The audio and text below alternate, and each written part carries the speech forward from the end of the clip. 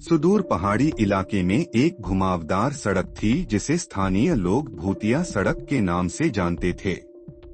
यह सड़क एक घने जंगल से होकर गुजरती थी और यहाँ शाम ढलते ही सन्नाटा छा जाता था। कई लोग बताते थे कि रात के समय यहाँ एक सफेद साड़ी पहने लड़की दिखाई देती है जो अचानक गायब हो जाती है। इस सड़क से जुड़े कई रहस्यमय और डरावने किस्से प्रचलित थे, जिसने इसे और भी भयानक बना दिया था। कई साल पहले एक ट्रक ड्राइवर रात के समय इस सड़क से गुजर रहा था। उसे अचानक एक सफेद साड़ी पहने लड़की सड़क के बीचों बीच खड़ी दिखाई दी। उसने जल्दी से ब्रेक लगाया, लेकिन उसकी गाड़ी की ब्रेक फेल हो गई और ट्रक सड़क के किनारे पलट गया। जब उसने उठकर देखा तो लड़की गायब हो चुकी थी। यह घटना तेजी से फैली और लोग इस सड़क से रात के समय गुजरने से कतराने लगे। कुछ समय बाद एक कॉलेज छात्रा अपनी स्कूटी पर इस सड़क से गुजर रही थी। उसने महसूस किया कि कोई अदृश्य शक्ति उसकी स्कूटी को धक्का दे रही है। घबराकर उसने अपनी गति बढ़ाई, लेकिन तभी उसके पीछे एक ठंडी हवा का झोंका आया और उसने किसी की हंसी सुनी। किसी तरह उसने वहां से भागकर अपनी जान बचाई। उसने यह घटना अपने दोस्तों को बताई, जिससे यह सड़क और भी कुख्यात हो गई।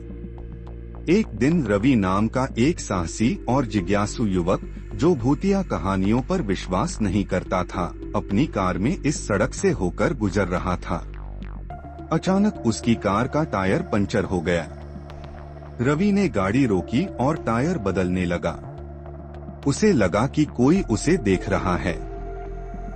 उसने चारों ओर नजर दौड़ाई, लेकिन कोई नहीं था। उसकी धड़कनें तेज हो गईं, लेकिन उसने खुद को संभालते हुए टायर बदलने का काम जारी रखा। टायर बदलने के बाद रवि ने गाड़ी में बैठकर इंजन चालू किया।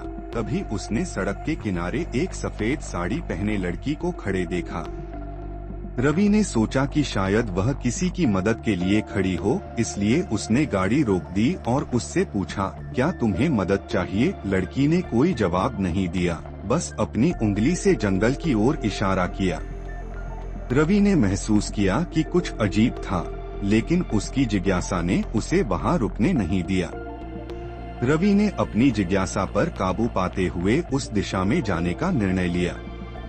वह लड़की के इशारे का पीछा करते हुए जंगल के अंदर चला गया। जंगल के भीतर उसने एक पुराना जर्जर घर देखा।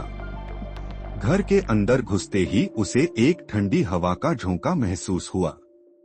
उसने चारों ओर नजर दौड़ाई तो दीवारों पर कुछ अजीब संकेत और तस्वीरें बनी हुई थीं।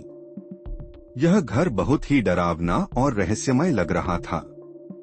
रवि ने घर के अंदर एक पुरानी डायरी देखी। जब उसने डायरी खोली तो उसे पता चला कि यह डायरी साक्षी नाम की एक लड़की की थी।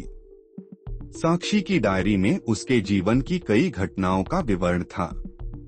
डायरी में लिखा था कि साक्षी एक साधारण लड़की थी जिसे एक अमीर आदमी से प्यार हो गया था। वह आदमी पहले से ही शादीशुदा था और उसने साक्षी को अपने प्यार के जाल में फंसाया था।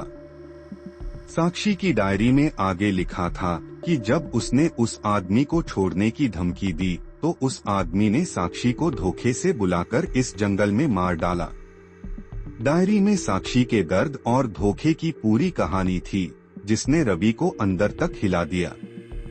रवि को धीरे धीरे सब समझ में आ गया। साक्षी की आत्मा इस सड़क पर इसलिए भटक रही थी क्योंकि उसे न्याय नहीं मिला था। साक्षी चाहती थी कि उसके हत्यारे को सजा मिले और उसकी आत्मा को शांति मिले। रवि ने ठान लिया कि वह इस रहस्य को उजागर करेगा और साक्षी को न्याय दिलाएगा। उसने डायरी के सबूतों को इकट्ठा किया और उस आदमी की पहचान करने की कोशिश शुरू की। रवि ने सारी जानकारी इकट्ठा कर पुलिस को दी। पुलिस ने साक्षी के हत्यारे को गिरफ्तार किया और अदालत में सबूतों के आधार पर उसे सजा दिलाई। साक्षी की आत्मा को अब शांति मिल गई थी। इसके बाद रवि एक रात फिर उसी सड़क से गुजर रहा था। उसने देखा कि वह सफेद साड़ी वाली लड़की सड़क के किनारे खड़ी मुस्कुरा रही थी। रवि ने महसूस किया कि साक्षी की आत्मा को अब शांति मिल गई है। वह मुस्कुराते हुए लड़की की ओर देखता रहा, जो धीरे धीरे हवा में घुलकर गायब हो गई। उस दिन के बाद भूतिया सड़क का खौफनाक इतिहास धीरे धीरे लोगों के बीच से गायब हो गया। रवि ने साक्षी की आत्मा को शांति दिलाने के बाद एक नए जीवन की शुरुआत की। उसने सीखा कि कभी कभी हमें अतीत के भूतों को शांति दिलाने के लिए वर्तमान में न्याय करना पड़ता है। और इस तरह भूतिया सड़क का रहस्य सुलझ गया और साक्षी की आत्मा को हमेशा के लिए शांति मिल गई।